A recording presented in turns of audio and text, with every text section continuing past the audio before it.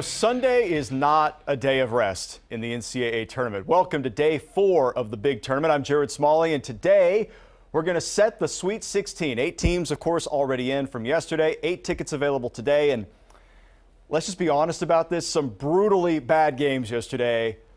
Law of averages suggests today should be much more entertaining. So we're going to go out live today to the 4 regional sites with reporters across the Nexstar family of stations to get you set for all the action today. We're going to start you off in the South Regional today with one of the more interesting matchups in this second round. Iowa and Tennessee going to be fun to follow. It happens in Columbus, Ohio, and Mark Whiteman joins us there live from outside Nationwide Arena to talk about game number 1 of the day. They tip off in just a few minutes. We're going to be quick with Mark and get him inside to cover the game. The Vols, the number 2 seed in the regional, but at times a little shaky in the opener against Colgate, Mark. Where did Tennessee find problems there?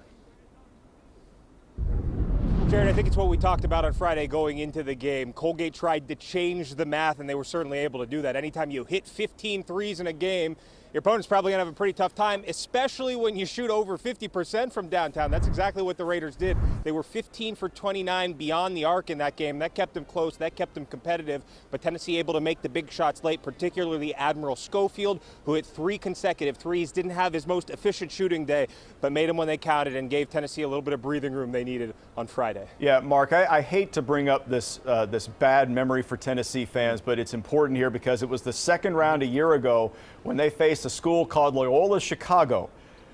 You know how that turned out. Loyola ended up making this magical run to the Final Four. Does that loss still motivate Tennessee even today? I think they understand it's a narrative. I also think they're ready to completely change that narrative. No one took that loss last year harder than Jordan Bone. He was defending Clayton Custer of the Fightin' Sister Jeans when they actually hit that go-ahead shot there last year. And then Jordan Bone raced up the court, his three-point shot clanking right out at the end of the game there. That gave Tennessee the loss. He took that loss so hard last year. He's ready to move past it. I actually spoke with his older brother yesterday, who was a bench guard on that team that made an Elite Eight run in 2010. That's the furthest Tennessee's ever gone. That's Josh Bone, his older brother, who said right after that game, we got back in the gym, we worked to the point of mental and physical exhaustion, and then we pushed past that. It's all worked for Jordan this year. He's become an all-SEC performer. He's getting some hype for NBA draft prospects. He's ready to move on. They understand it's part of and parcel of what you talk about in round 2, but they're certainly ready to flip the script. Well, that's good to hear. Let's talk about today's game. Iowa, they were in really bad shape to end this season. They were brutally bad. Then they showed up big against Cincinnati Friday. The magic of the tournament, I guess. They got a really good swingman. Tyler Cook plays for Iowa. How does Tennessee want to try to limit his production today? Yeah, I mean, Cook's been the fulcrum of this Iowa offense all year, which makes it pretty interesting what they were able to do on Friday without him. He went 1 for 9 in that game, missed, I think, 6 or 7 layups right at the rim, but he is certainly the straw that stirs the drink for the Hawkeyes. Tennessee feels pretty confident in what they're able to do down low defending him. You've got 3 defenders in the starting lineup, Kyle Alexander, Grant Williams, Admiral Schofield. Tennessee feels like they can go man against Tyler Cook in all those situations and also like some of their options off the bench. Yeah, not a bad matchup maybe for Tennessee. We'll be following that. Again, the first game of the day here, an early tip in Columbus. Mark, go inside, enjoy the hospitality. Thanks for joining us here on the big tournament.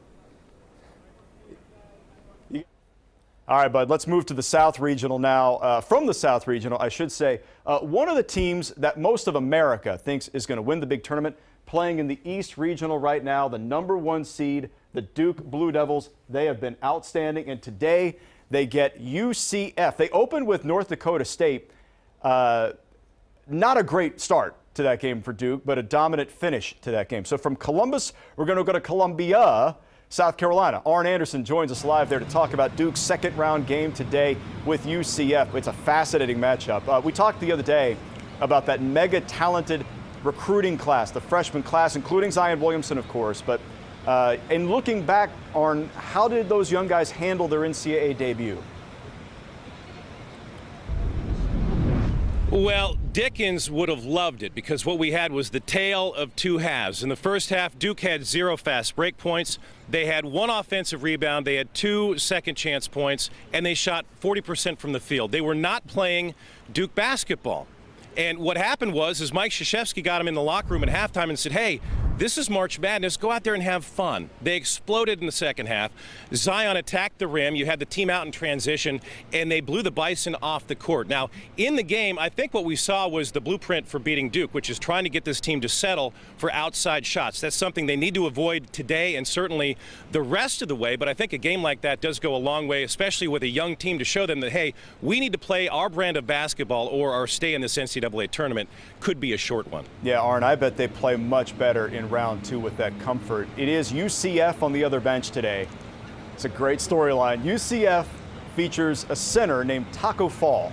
He stands 7'6", and from what we heard yesterday, he's ready to go head-to-head with young Zion, right? Yeah, sportscasters everywhere, especially here, are going, yes, thank you. What a great storyline. Of course, Johnny Dawkins taking on Coach K, the former Duke star, going up against his mentor. Great story. Don't get me wrong. But you have the biggest name in all of basketball. I'm talking NBA, Zion Williamson, tackling one of the biggest people on the planet Earth. We're talking about Taco Fall, 7'6". He made just a real buzz. He blew up social media on Friday when he told Andy Katz he was not going to be part of Zion's highlight reel. In fact, Zion was not going to dunk over him. I had a chance to talk to both these guys yesterday. They had a lot of fun with it. Let's take a listen. Are you going to stop Zion Williamson from dunking over you tomorrow? I mean, you know, we're gonna make basketball plays. I'm a rim protector, so it's my job to protect whatever comes into the paint. He said the right thing. Like, I don't expect nobody to say I'm just gonna dunk on them. Like, that just shows his competitive side. If he comes down the lane, what are you thinking?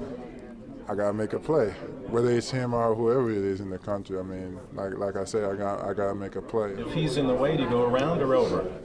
If he's in the way, I make the basketball play. Good answer. Yes. Yes. How about that? Two kids having fun with this. I don't know if this ever does materialize, but how cool is it to see Zion and Taco playing this up heading into today's matchup? It is just weird to see Zion will actually have to look up at somebody. That is remarkable. You know, if Duke advances, as you expect they probably will, they're going to head to Washington, D.C., East Regional. They could get another ACC team if Virginia Tech goes into the round of 16. How do you view Duke's path to the Final Four ahead for Minneapolis in a couple weeks? Well, I think Duke would love the opportunity to get another crack at the Hokies. Keep in mind, they lost in Blacksburg a few weeks ago, minus Zion Williamson, a game that was very close. I'm sure they'd like another shot at those guys. But the game I'm really looking forward to, the game I think everybody wants to see, is Duke-Michigan State. Izzo Krzyzewski. We're talking about two storied programs, two coaches who know what it takes to get it done. And, man, you know, that's one of those games you think, I wish that happened in the Final Four. That's how good I think it's going to be. You're talking about a great front line with the Spartans against the high-flying Duke Blue Devils. That, I think, is really going to be the game when it comes to this regional. It certainly will dictate who it is that gets to Minneapolis. That's the game everybody wants to see. I think you're right. There's star power galore in that game. Arn, thank you very much for joining us. Enjoy the game later on today in warm and sunny Columbia today. Follow the NCAA logic here, right? We're going to stay in the East Regional, but we're going to go to San Jose because, as Arn mentioned, if Duke wins, if Duke comes here, look who could be waiting for him. Virginia Tech in a 4-versus-12 game. That could be the matchup coming in D.C. next week in the Sweet 16, but they got some work to do today, do the Hokies. And Jermaine Farrell's in an interesting position today because he regularly covers Virginia Tech and he regularly covers Liberty. And they're playing each other today. He joins us live now, Jermaine. These schools are a short drive apart, right? They know each other very well. They played a game earlier this year. What is that basketball history between them? All right, we will come back to Jermaine in just a moment. We had a little technical issue with him, but we'll reset with Virginia Tech in just a moment, so give us just a second on him. Are we set to go to Tulsa? We'll do that. We'll go to Tulsa, Oklahoma. Tulsa, Oklahoma is the home of one of the more interesting games in this second round of games here. We're going to go to the West Regional right now, and here's why this is so intriguing. When you look at this part of the bracket right here, Michigan looked so great yesterday handling Florida. The winner of today's game, Buffalo and Texas Tech, gets Michigan in the Sweet 16. And if you think a 3 versus a 6 is an easy one for Texas Tech, the favored school, I'm not so sure either team looks at it that way. Let's go out live to Tulsa, Oklahoma. Josh Reed is there to cover that game tonight.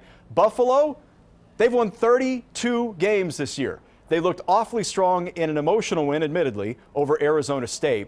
In watching some of your coverage, Josh, there this week, Buffalo, they sound like a team, they plan on being around for a while, right?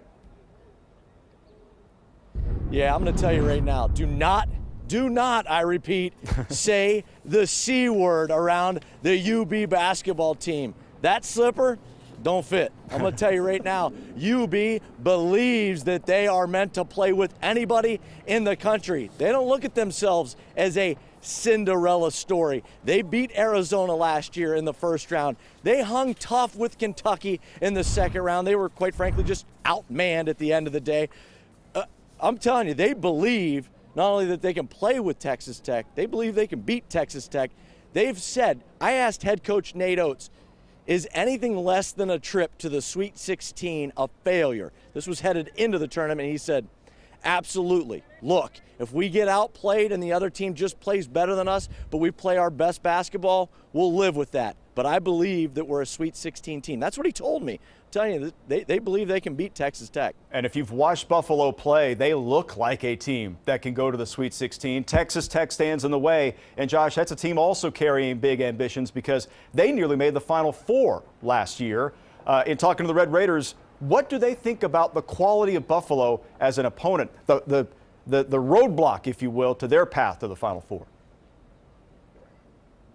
Well, look, I mean, these teams at this point can't really deep dive into scouting reports because you only have really one solid full day to kind of get that scouting report put together.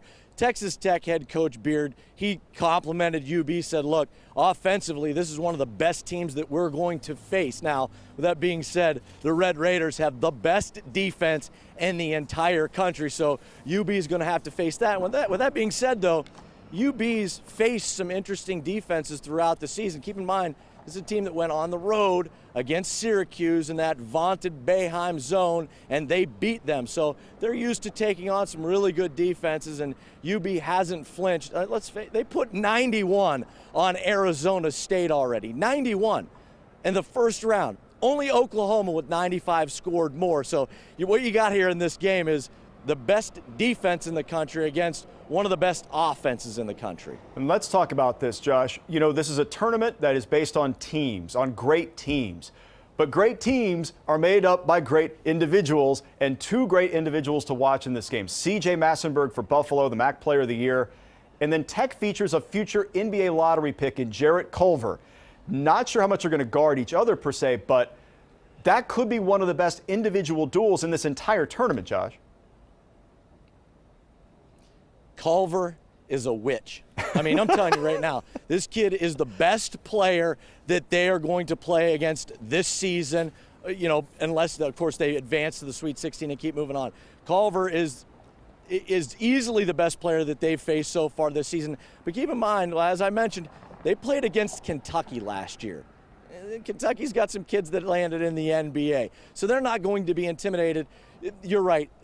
That matchup's probably not going to happen. C.J. Massenburg is maybe their fourth best defensive guard. So you're going to see Jordan and Graves and Carruthers try to lock down Jarrett, but I mean, that's just not going to happen. You know, it's the old saying where you just hope to kind of contain him. But this kid, I mean, in the last 13 games, 12 of the 13, he was the team's leading scorer. That's not C.J. Massenburg's game. He just kind of goes with the flow of the game. Nick Perkins and Jeremy Harris led UB in scoring in the first round. Massenburg had a nice 18-point game, but he was the team's third leading scorer. C.J.'s not the kid that's going to go out and try to match him kind of shot for shot. And let's face it, if you're UB, you don't want him to try to do that anyways. They play much more of a team game, and Culver is just, there's a reason we're going to be watching him in the NBA next season. Yeah, likely so. And that team game has taken the Bulls a long way, could take them a lot further. Josh Reed from Tulsa, thanks so much for joining us. Enjoy the game later on this afternoon.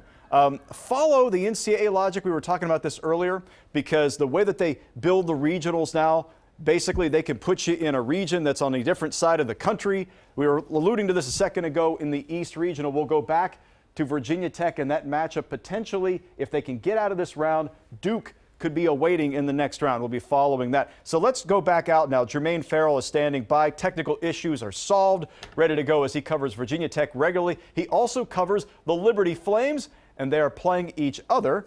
And we will, unfortunately, we've lost him again. So we will move on from Jermaine, and we will go to Columbus now. We want to go back to Columbus, Ohio. Before we get there, I want to mention one other game. We'll go back out of this bracket, back to the West.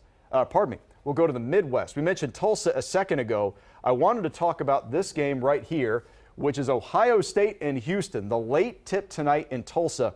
Ohio State as an 11 seed pulling a little bit of an upset over Iowa State in the first round. The Buckeyes getting a big game from their big man, Caleb Wesson, who'd been suspended late in the year. He had 21 points in that game for the Buckeyes and fueled that victory. Ohio State also playing tremendous defense in the opening round, and that will be tested. The Houston Cougars are a team that can put up points in a hurry, and they also play with defensive efficiency, a team that is top 10 in the country on defense. That is the challenge awaiting Ohio State if they can try to pull an upset and go to the Sweet 16. Otherwise, the Cougars will get Kentucky in the next round. All right, we're going to go back to Columbus, our second stop of the second game of the doubleheader there at Nationwide today. You get the North Carolina Tar Heels, quality, well-rounded team. They will take on Washington from the Pac-12. Carolina, the top seed in the Midwest. Jeff Jones covers the Heels. He joins us live from outside Nationwide Arena. By the way, Jeff, the Columbus Blue Jackets struggling to catch the Carolina Hurricanes in the wild card standings. We're all watching that closely. I know you are. Let's start with Carolina, opening slow in the opener against Iona. They actually trailed at halftime, but they looked like themselves in the second half of that game. Where did the Heels hit a snag in that game? You know, like you said, Jared, it was really the tale of two halves in that Carolina-Iona game. Where they hit a snag in the first half is by not playing like the Tar Heels have played all season, and that is fast. The guy who really drives this team, the straw that stirs the drink, if you will, is Kobe White. He's hard to miss because he has that big, awesome afro, and he is at his best in transition. And so whether that's off a steal or off a defensive rebound, the Tar Heels have to get the ball to Kobe and let Kobe go fast. They didn't do that in the first half, and right away they did that in the second. And that's why you saw Carolina pull away in the second half. If they get away from being themselves against the wrong team, it could really spell disaster for the Tar Heels. But I'm glad that they figured that out early against Iona, and they had a little wiggle room in that one. Okay, well, you know, one possible concern, you talk about speed and tempo of a game, right? Well, Washington, their style of defense, that is a concern for everybody they play. It is a zone team. When you think about watching Syracuse over the years, for example, how they've tortured opponents with their zone defense, that's the Huskies' goal. Carolina only gets a day to prepare for that, Jeff. If Carolina wins today, that would have to be the path for them, right? They got to figure out that zone.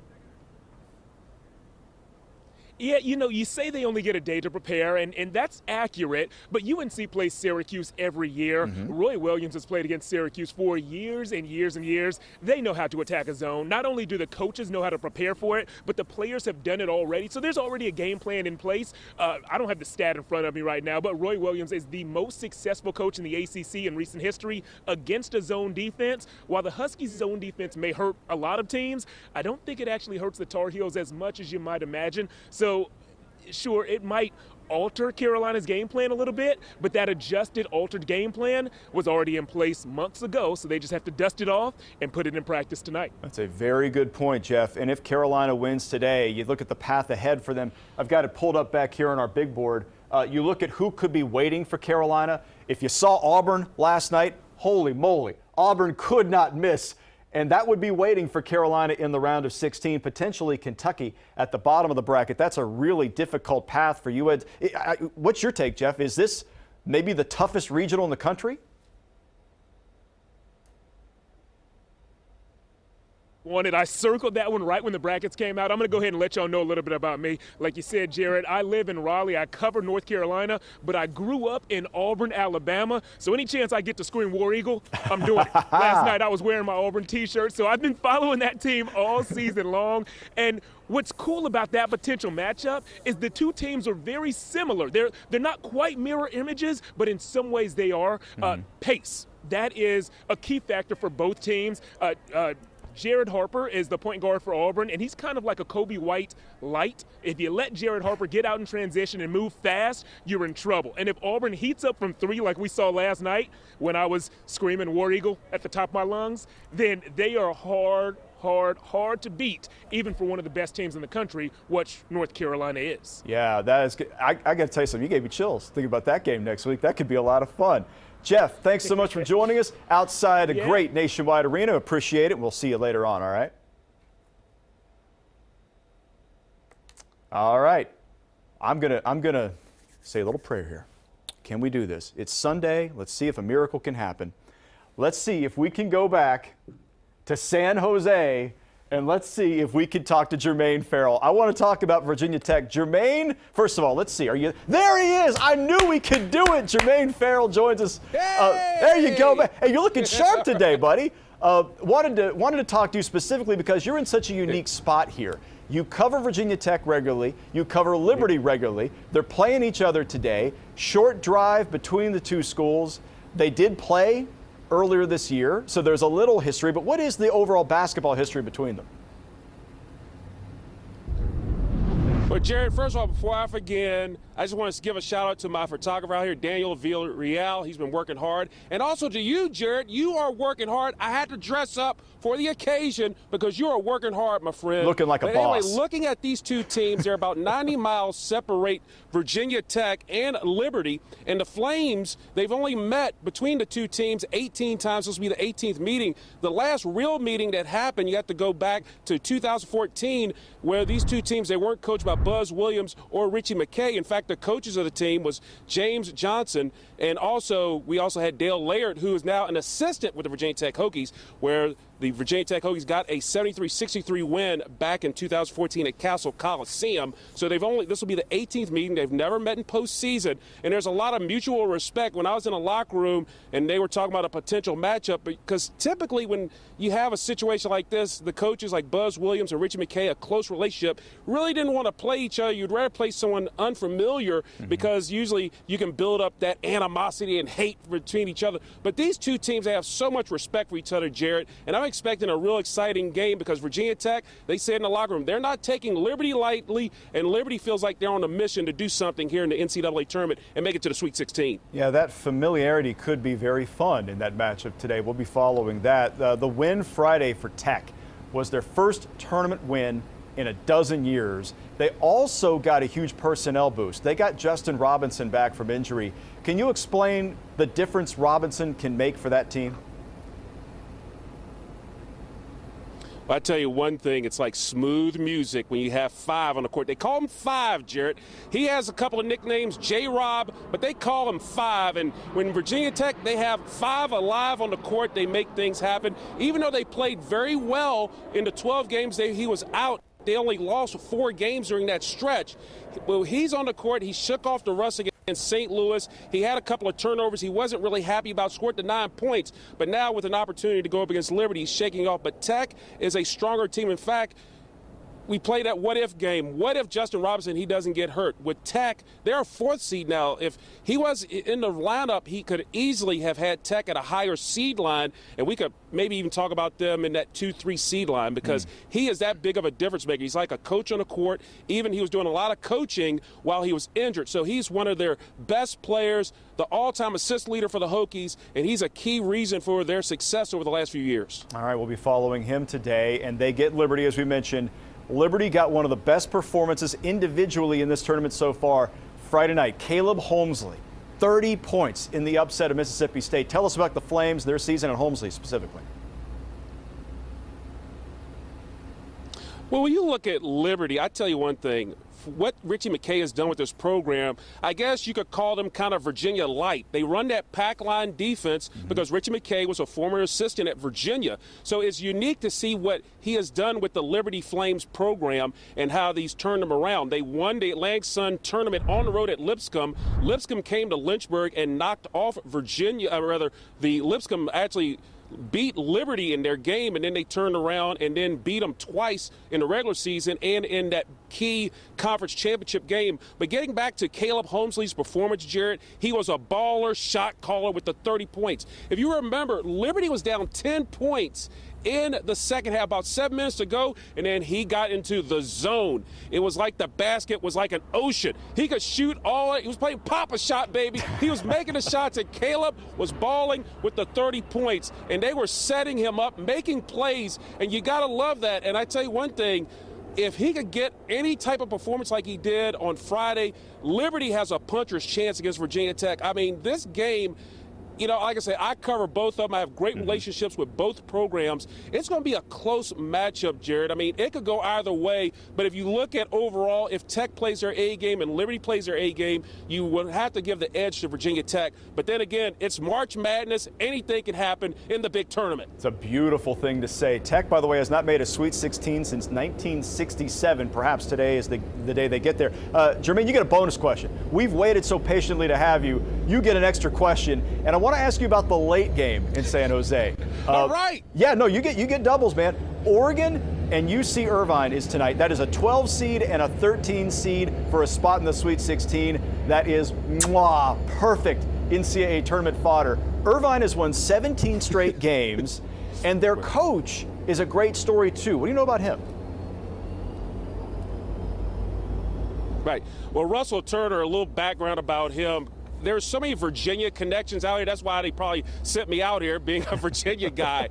But Russell Turner, I tell you one thing, he is such a great coach.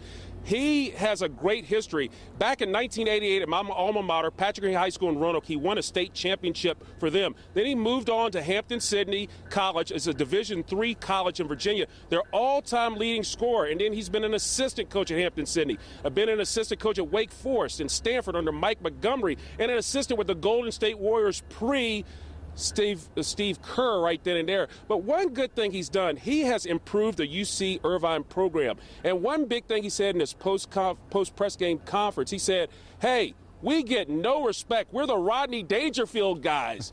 We get no respect. They don't get a lot of coverage in the LA area. But now it's kind of like, hey, look, we're not the little brother around here. Hey, we're making inroads. And he says, hey, we can have our chest out like this after a big win like that. So keep your eye on UC Irvine. I tell you right now, they're a special team, and when you win 30 games, Jared, I mean, you can't be ignored. Yes, they're playing the Big West Conference, but I tell you one thing, they can give Oregon a run. It would not surprise me if UC Irvine pulls the upset. In fact, I'm calling for the upset. Russell Turner's crew getting it done against the Ducks. That's bold. You know what, Jermaine? That was worth the wait, my man. Thanks for joining us bright and early in San Jose. We appreciate it. All right, one last look at the brackets here before we wrap up the show in the big tournament. Back in the South Regional, one other game to call your attention to, and it's right here at the top of the bracket, the #1 seed in the South, the Virginia Cavaliers. They overcame all of the anxiety of the 1 versus 16 game, but it was not a pretty start for Virginia when they struggled against Gardner-Webb. Obviously, they lost the 1 versus 16 game a year ago. Well, they're in the second round, and they get the Oklahoma Sooners today. Oklahoma, I thought, looked really strong in their opener against Ole Miss. If UVA marches on, you look at the path ahead for them, and it could be either a 12 or 13 seed. As we mentioned, Oregon and UC Irvine could be there waiting for Virginia. And then in the Elite Eight, could be Purdue, who is absolutely scorching hot. Carson Edwards, more than 40 points last night in their win over the defending national champions from Villanova. So maybe Purdue or maybe even Tennessee could be the opponent ahead as you look at that road for the #1 seed in the region. That's it. That's everybody. That gets you set up for the 8 games coming up later on today. And at the end of the night, we will have a Sweet 16 in the big tournament. That's the crowd waiting outside Nationwide Arena, waiting to get inside the doubleheader there. One of the 4 regional sites playing today, and that'll wrap it for the big tournament this Sunday. Have yourself a great weekend.